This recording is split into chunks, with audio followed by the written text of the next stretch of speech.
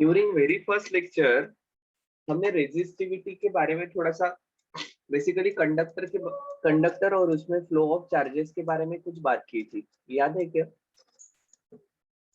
क्या बात की थी?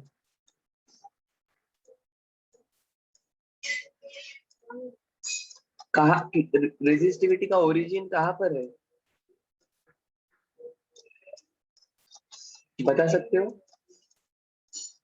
रेजिस्टिविटी का ओरिजिन कहाँ पर है?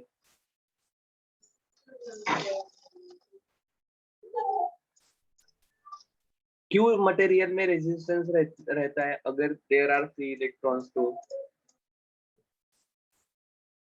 बोलो, क्यों रेजिस्टेंस रहता है? सर इलेक्ट्रिक करंट के फ्लो को कंट्रोल करने के लिए। नहीं बाबा, रेजिस्टेंस मटेरियल का पर्टिकुलर रेजिस्टेंस क्यों है, क्यों आता है रेजिस्टेंस मटेरियल में?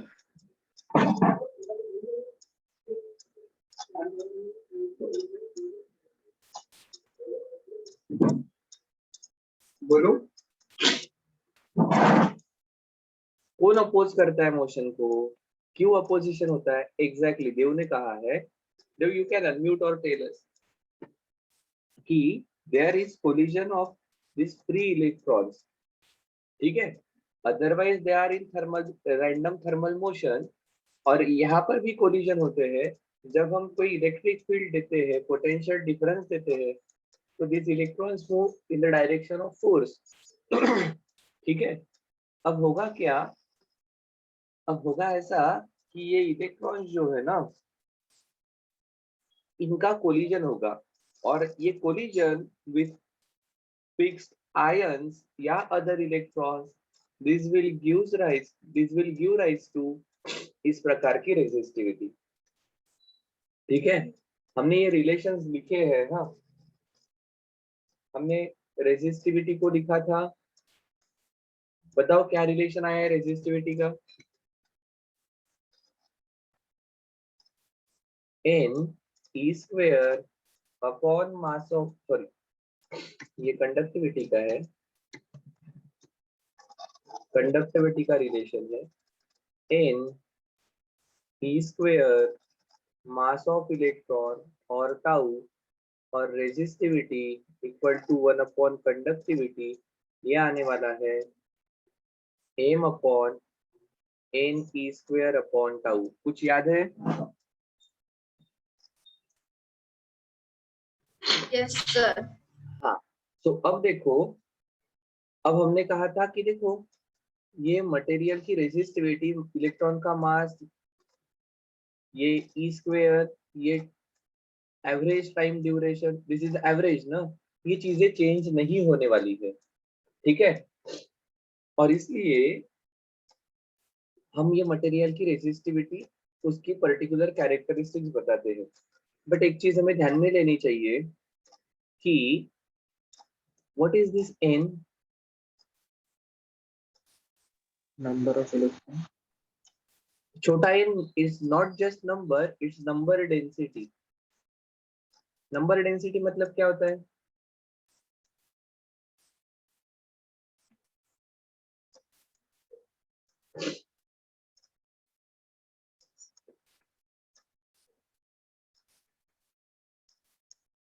क्या सही है?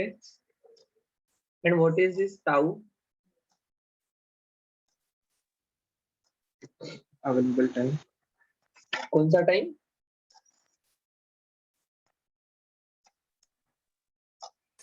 Average time. Okay, average time. किसका average time? Between successive collision. बहुत बढ़िया, बिटवीन सक्सेसिव कोलिजन। इसको हमने और कुछ नाम दिया था। Relaxation time. बहुत बढ़िया, this is also called age relaxation time. अब देखो, थोड़ा सा प्रैक्टिकली सोचने की कोशिश करो, what will happen with temperature?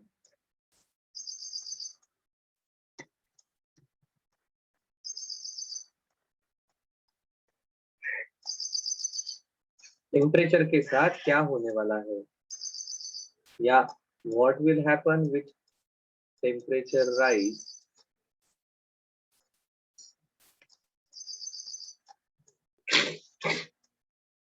तो आपको ध्यान में आएगा सर, टेम्परेचर बढ़ने से ये एन और ये टाउ ये दोनों भी बदलने वाले हैं।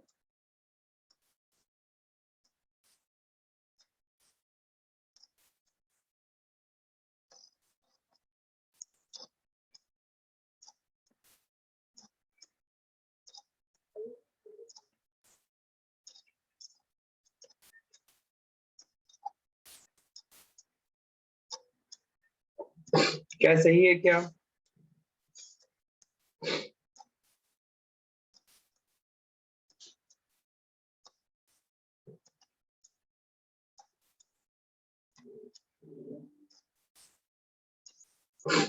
और आप इस प्रकार से रेजिस्टिविटी का फिर रिलेशन लिखोगे, resistivity equal to resistivity at reference temperature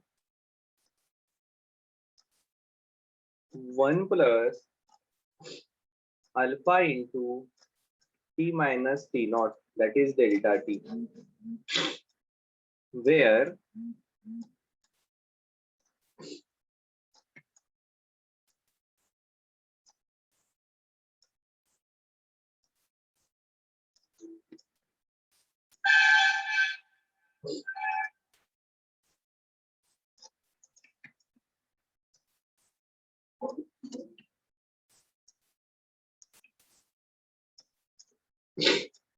इसे कहा जाता है टेम्परेचर कोएफिशिएंट ऑफ रेजिस्टिविटी।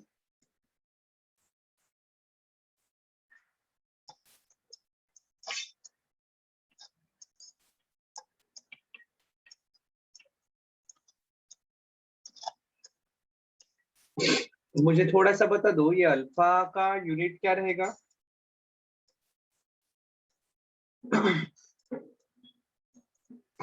ये क्या है? नंबर, नंबर में किसको ऐड किया जा सकता है?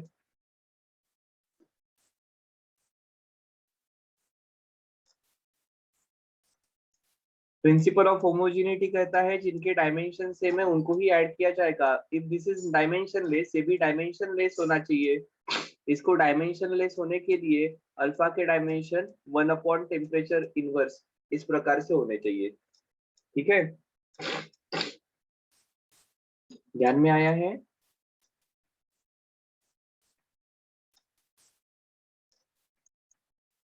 तभी तो 1 upon degree Celsius into degree Celsius cancel हो जाएंगे, this will remain as a number.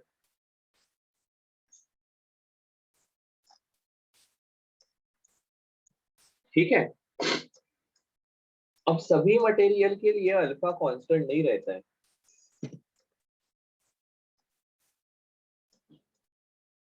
ठीक है, there are certain materials typically.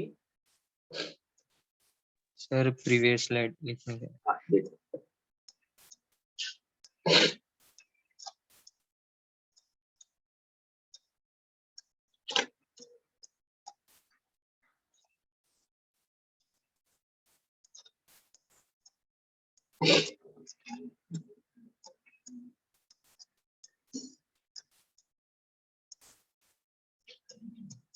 सो देखो,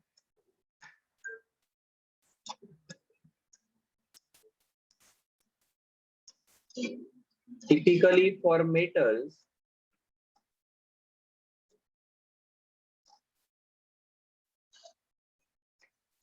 alpha is positive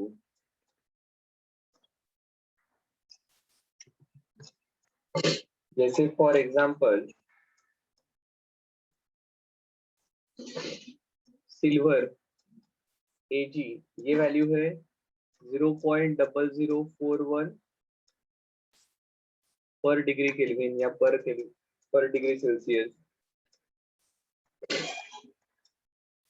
Fe के लिए ये वैल्यू है 0.0065 पर डिग्री सेल्सियस।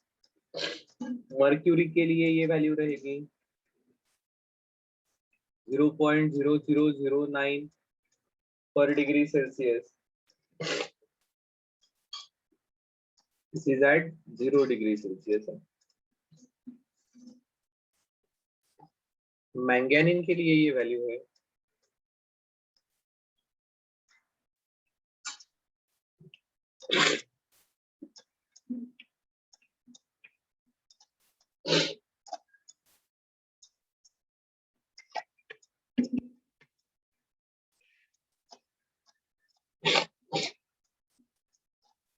नाइक्रोम के लिए ये वैल्यू है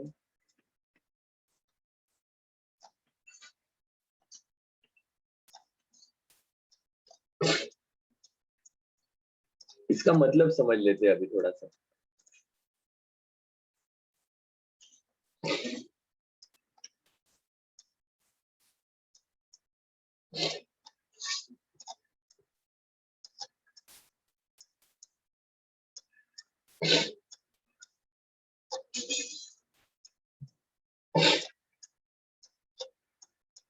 and for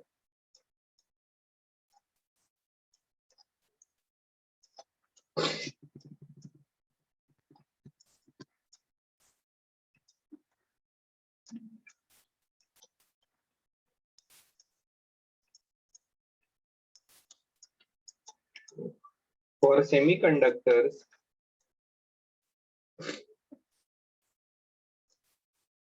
value of alpha is negative. So carbon graphite के लिए ये वैल्यू रहेगी 1 2 3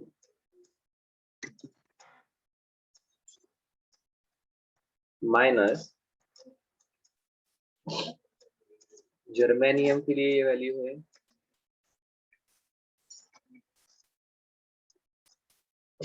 -0.05 सिलिकॉन के लिए ये वैल्यू है -0.07 अब थोड़ा सा ऐसा क्यों होता है ये हम समझ लेते हैं और इनके ग्राफ्स भी जरा देखते हैं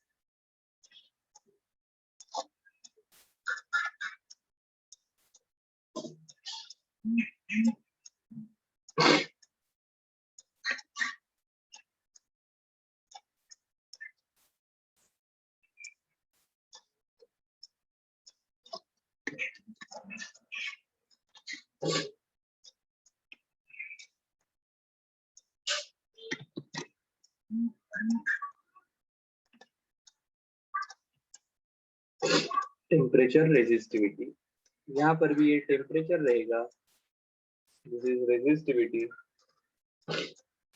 टेम्परेचर रेजिस्टिविटी ठीक है क्यों ऐसा बिहेव करते हैं ये देखते हैं तो देखो हम हमारे रेजिस्टिविटी का रिलेशन लिखते हैं हमारी रेजिस्टिविटी है m upon n e square upon tau अब देखो m is mass of electron e is charge of electron in पर कुछ भी फर्क नहीं पड़ने वाला है अब फर्क कहाँ पर पड़ेगा सो मेटल्स में क्या होगा मेटल के केस में there are already lot of free electrons ठीक है उनका नंबर टेम्परेचर के साथ बढ़ने वाला नहीं थोड़ा सा बढ़ेगा बट उस लेवल में नहीं बढ़ेगा जिस लेवल में इन इलेक्ट्रॉन्स की काइनेटिक एनर्जी बढ़ेगी ठीक है सो अब देखो टेम्परेचर राइज होने के कारण ये n तो बढ़ेगा थोड़ा सा पर ये टाउ के साथ देखो क्या होने वाला है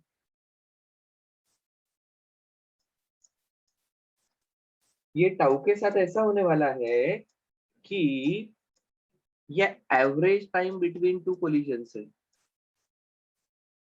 ठीक है average time between two collisions it depends on ये इलेक्ट्रॉन्स के पास कितनी एनर्जी है और वो कितने वेलोसिटी से मूव हो रहे हैं तो आपको पता है टेम्परेचर बढ़ने से इन मॉलिक्यूल्स की पार्टिकल्स की एनर्जी बढ़ती है, ये इलेक्ट्रॉन्स की वेलोसिटी बढ़ेगी, सक्सेसिव टाइम बिटवीन कोलिजन्स ये कम हो जाएगा, टाउ ज्यादा कम होने वाला है।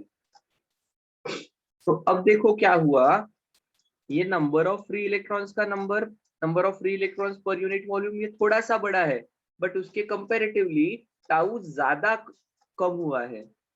तो ओवरऑल इफेक्ट क्या होगा, ओवरऑल इफेक्ट डिनोमिनेटर का कम होना है, डिनोमिनेटर कम हुआ तो रेजिस्टिविटी बढ़ेगी।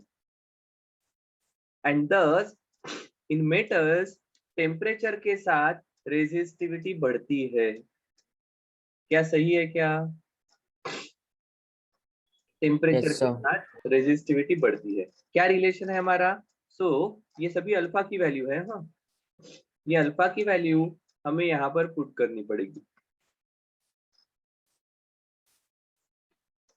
देखो अल्फा पॉजिटिव मतलब क्या होगा, टेम्परेचर बढ़ा, ये डेल्टा टी तो पॉजिटिव रहेगा, तो अल्फा भी पॉजिटिव, तो रो में कुछ वैल्यू ऐड होगी, ओवरऑल रेजिस्टिविटी बढ़ने वाली है। ठीक है, अब और एक इंटरेस्टिंग चीज, ये नाइक्रोम और मैंगनीज देखो, Ag और Ap के कंपैरेटिवली इनकी वैल्यू कम है। ठीक है, नाइक्रोम की तो कम है, मैंगनीज की बहुत कम है। अब ये बहुत कम का मतलब क्या है? इसका मतलब ऐसा है, ये वैल्यू बहुत कम मतलब ये वाला फैक्टर, ये बहुत कम, इसका मतलब over the large range of temperature ये रेजिस्टिविटी ऑलमोस्ट कांस्टेंट रहती है। क्या सही है क्या? दैट्स व्हाई इन मटेरियल को हमने कलर कोडिंग वाला जो पार्ट देखा है that is for carbon resistor, nichrome और मैंगनीज को वायर बाउंड रेजिस्टर्स, कॉइल वाले रेजिस्टर में हम इनको यूज करते हैं, क्योंकि इनका रेजिस्टेंस का टेम्परेचर पर डिपेंडेंस काफी कम रहता है। क्या सही है? Is it clear? ठीक है, इनका मैंगनीज कांस्टेंट, इनका इनका टेम्परेचर डिपेंडेंस काफी कम है और इनकी रेजिस्टिविटी की वैल्यू भी काफी ज्यादा है, तो इनको रेजिस्टेंस बनाने के लिए यूज करते हैं। नाइक्रोम को हीटिंग कॉइल में यूज करते हैं। ठीक है, इसका भी कंपेयर टू AgFe इसका रेजिस्टेंस ज्यादा है और टेम्परेचर डिपेंडेंस कम है। ठीक है, so this is typical graph for nichrome, linear variation रहेगा, और this is typical graph for copper. ठीक है, अब देखो इन केस ऑफ सेमीकंडक्टर क्या होगा। Again back to our resistivity का relation which is m n c square upon tau. अब अगेन m और e स्क्वायर सेम रहेंगे, टेम्परेचर बढ़ने के साथ क्या होने वाला है, दिस इज सेमीकंडक्टर, सेमीकंडक्टर होने के कारण यहाँ के इलेक्ट्रॉन्स एनर्जी गेन कर कर वैलेंस बैंड से कंडक्शन बैंड में आ जाएंगे, जिनको आप इंट्रिंसिक चार्ज कैरियर ये बाद में कहने वाले हो। और इस प्रकार से टेम्परेचर बढ़ने के कारण ये number of free electrons per unit volume ये ज्यादा अमाउंट में बढ़ते हैं कंपेयर टू ये टाउ का कम होना। तो ओवरऑल इफेक्ट ऐसा रहेगा, ओवरऑल इफेक्ट ऐसा रहेगा कि ये डिनोमिनेटर बढ़ा है और डिनोमिनेटर बढ़ने के कारण रेजिस्टिविटी कम होगी। डिनोमिनेटर बढ़ गया ना तो रेजिस्टिविटी कम होगी, और इसलिए आप देख रहे हो जैसे जैसे टेम्परेचर बढ़ रहा है इसकी रेजिस्टिविटी कम हो रही है। क्या सही है क्या? Yes sir. यहाँ पर इलेक्ट्रॉन्स गेन करके वो एटम से फ्री होते हैं और 10 चार्ज कैरियर्स बढ़ते हैं, फ्री इलेक्ट्रॉन्स बढ़ते हैं। फ्री इलेक्ट्रॉन्स सेमीकंडक्टर में ज्यादा अमाउंट में बढ़ते हैं कंपेयर टू मेटल्स। मेटल्स में already they are in conduction band. Semiconductor में पहले वो वैलेंस बैंड में थे, अब वो कंडक्शन बैंड में आ गए। Now they are contributing in current, और इसके कारण ये फटाफट बढ़ती है। सॉरी, इसके कारण इनका नंबर बढ़ता है और रेजिस्टिविटी कम होती है। Is it clear? This is number of free electrons per unit volume. This is average time between two successive collisions. ये दोनों भी केस में कम हो रहा है, इन दोनों भी केस में बढ़ रहा है, पर मेटल में ऑलरेडी जो पॉसिबल हो सकते हैं वो सभी इलेक्ट्रॉन्स लगभग फ्री हो चुके हैं। They are contributing in current, they are contributing in current even at normal temperature, जो सेमीकंडक्टर में नहीं होता है। ओके सर, बहुत बढ़िया। सो विद दिस हमें अभी रेजिस्टेंस के बारे में सभी चीजें ध्यान में आई। Resistance depends on length of conductor, उसका क्रॉस सेक्शनल एरिया, उसकी resistivity and even temperature, because temperature और रेजिस्टिविटी का भी रिलेशन है। Is it clear? Yes sir. Okay, अगर ये क्लियर है तो वी विल टॉक अबाउट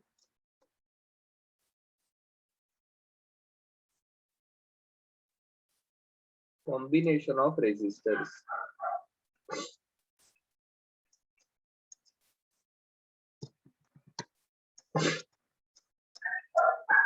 देखो, इसके कुछ क्वेश्चन हमने ऑलरेडी किए हैं। कौन कौन से कॉम्बिनेशन होते हैं? Series and parallel. Series and parallel. Okay, क्या कहोगे सीरीज में आप? They are connected one after another. ध्यान में रखना।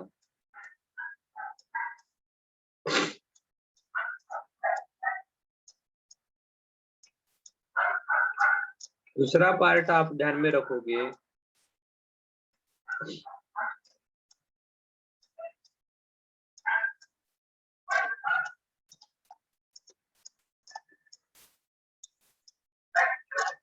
करंट के लिए सिर्फ और सिर्फ अकेला पाथ अवेलेबल रहेगा। ठीक है, सिर्फ अकेला पाथ अवेलेबल रहेगा। क्या सही है?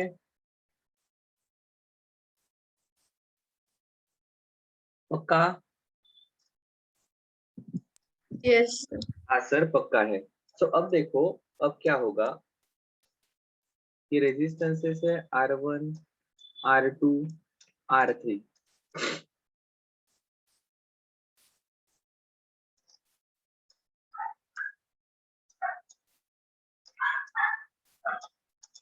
अगर आप कोई इलेक्ट्रॉन के बारे में बात करोगे, conventional direction of current will be like this.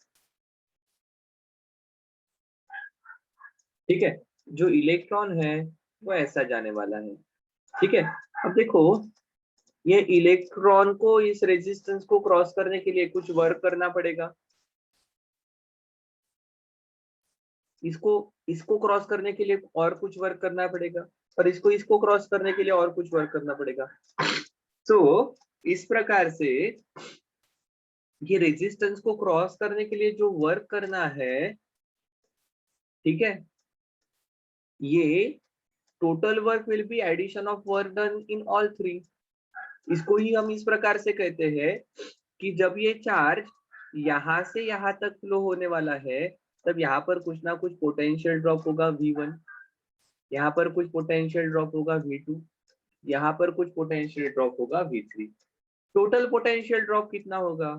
So V equal to V1 plus V2 plus V3। At the same time आप दूसरी चीज कहते हो कि सर देखो, जिन इलेक्ट्रॉन्स ने यहाँ से एंट्री मारी है, क्या वही सब इलेक्ट्रॉन यहाँ से आगे जा रहे हैं? क्या वही सब चार्जेस यहाँ से आगे जा रहे हैं? इलेक्ट्रॉन अपोजिट डायरेक्शन में जाएंगे, पॉजिटिव चार्जेस इस डायरेक्शन में जाएंगे। हाँ सर, ये तो बिल्कुल सही है। सो देखो, charge crossing given cross section, ये सभी के लिए सेम रहने वाला है। So charge per unit time current, ये सभी के लिए सेम रहेगा। And it is obvious current के लिए दूसरा पाथ भी नहीं है।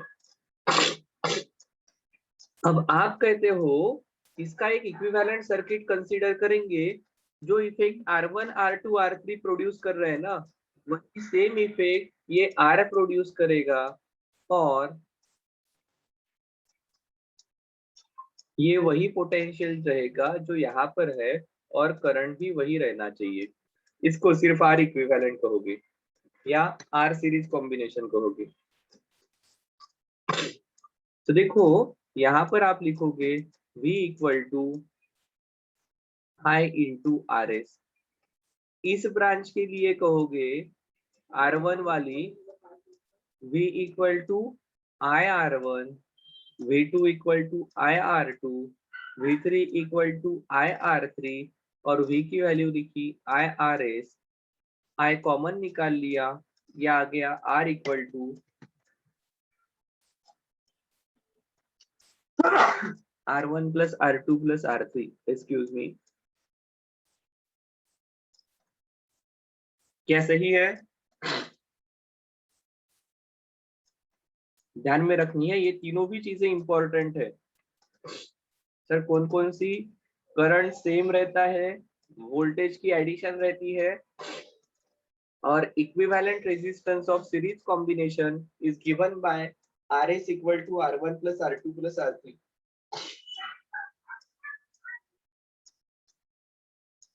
ठीक है? हाँ सर बिल्कुल ठीक है, ये हमने ऑलरेडी पढ़ा है, सिर्फ एक बार रिवाइज कर रहे हैं, रिकॉल कर रहे हैं। क्या similarly we can we talk about parallel combination?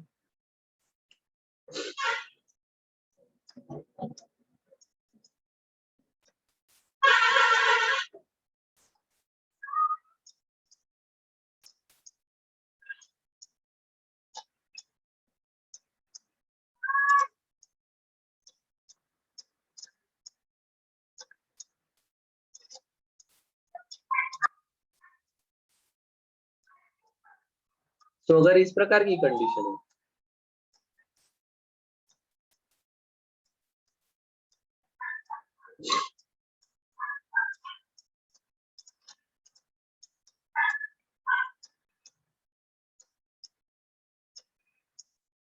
अब यहां से करंट आ गया, देखो all are connected at point between point A and B. तो जो पोटेंशियल ए का है वही पोटेंशियल बी का रहेगा, सॉरी वही पोटेंशियल R1 के एक टर्मिनल का है, R2 के एक टर्मिनल का है, R3 के एक टर्मिनल का है। सिमिलरली यही R1 R2 R3 R connected at point B. So यहाँ पर भी पोटेंशियल R1 के दूसरे एंड में, R2 के दूसरे एंड में और R3 के दूसरे एंड में पोटेंशियल सेम रहेगा। करंट के साथ क्या होने वाला है, यहाँ पर जो कोई भी करंट आया, चार्जेस को तीन रास्ते मिल गए और ये डिपेंडिंग ऑन अपोजिशन कितना है उस प्रकार से डिवाइड हो जाएंगे। आप कहोगे सर इसका इक्विवेलेंट इस प्रकार से हम निकालते हैं कि जो इफेक्ट तीनों मिलकर प्रोड्यूस कर रहे हैं वही इफेक्ट इस अकेले ने प्रोड्यूस करना चाहिए। इसको आरपी कहेंगे, पोटेंशियल वही और करंट वही। सो अब यहाँ पर आप कहोगे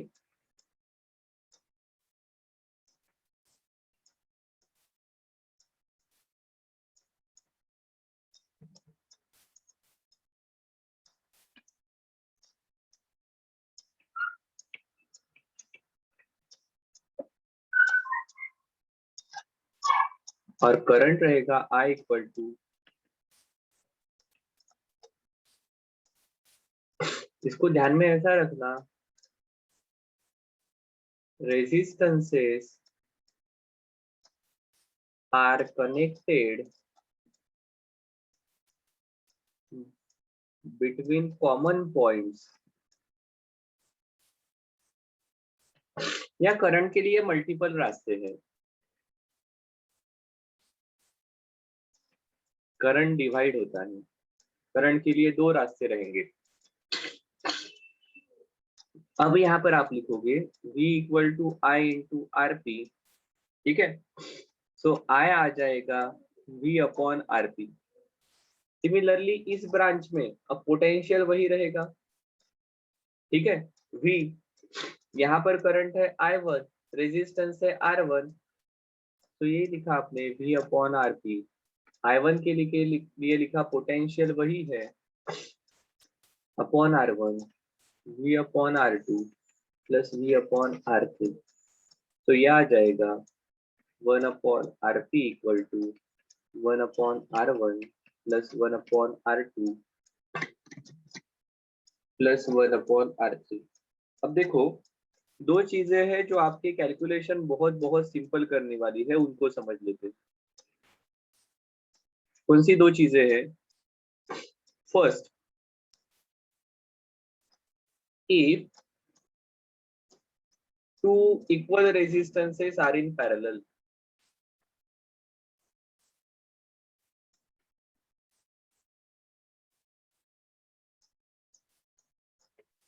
तो आप लिखोगे 1 upon RP equal to 1 upon R plus 1 upon R, दो इक्वल पैरेलल में है।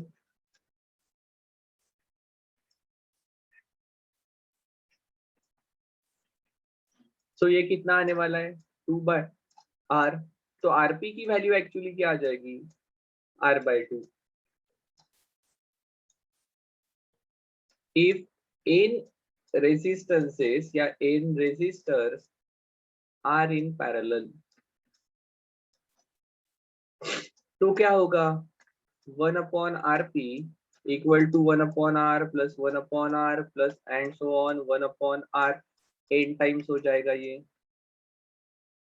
तो इनको ऐड करेंगे तो this is 1 upon RP equal to n upon R, therefore आपको मिलने वाला है RP इक्वल टू R/n। दो है तो R/2, तीन रहेंगे तो R/3, चार रहेंगे तो R/4। इस प्रकार से आप कैलकुलेशन कर सकते हो। दूसरा, एक चीज आपको पैरेलल कॉम्बिनेशन में मदद करेंगे, typically when two are in parallel, this is R1, this is R2, आप लिखोगे 1 upon RP equal to 1 upon R1 plus 1 upon R2, LCM ले लिया R1 R2, इसको मल्टीप्लाई किया R2 से, इसको मल्टीप्लाई किया R1 से, RP की वैल्यू आ गई R1 R2 upon R1 plus R2। जैसे इसकी जरूरत कहां पर पड़ेगी, this 6 and 3 are in parallel, कितना आने वाला है RP, 6 3 जा 18 डिवाइडेड बाय 9 2 ओम। आपको फायदा होगा ऐसे जगह पर, ठीक है।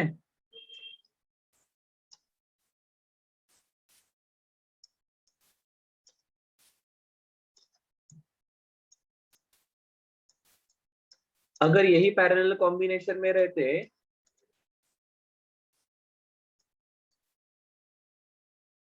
6 and 2 या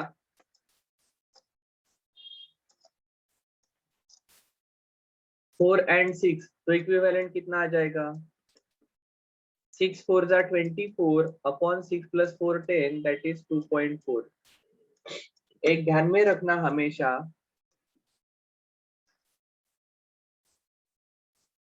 in parallel combination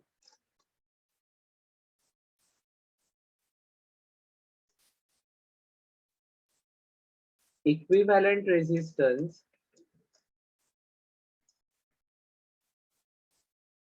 is smaller than individual resistance.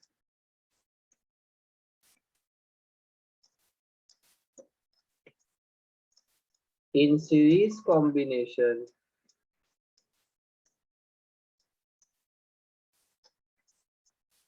equivalent resistance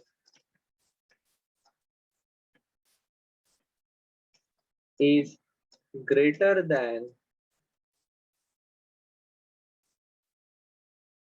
यहाँ पर all वर्ड आना चाहिए, all individual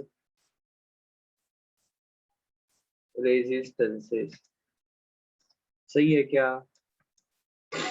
देखो 4 और 6 ये 2.4 आया, 6 और 3 ये 2 आया है। यहाँ पर भी आप एक नंबर से डिवाइड कर रहे हो ओरिजिनल को। सीरीज में क्या होता है, सीरीज में एडिशन होती है, सो इसलिए सीरीज में इक्विवेलेंट ज्यादा रहेगा, पैरेलल में कम रहेगा। इसके कुछ कॉम्बिनेशन करके, कुछ क्वेश्चन सॉल्व करके हम कल आगे बढ़ेंगे। क्या सही है? अरे हाँ या ना? Yes, sir. Yes, sir. Yes, sir. Okay, just एक मिनट रुको।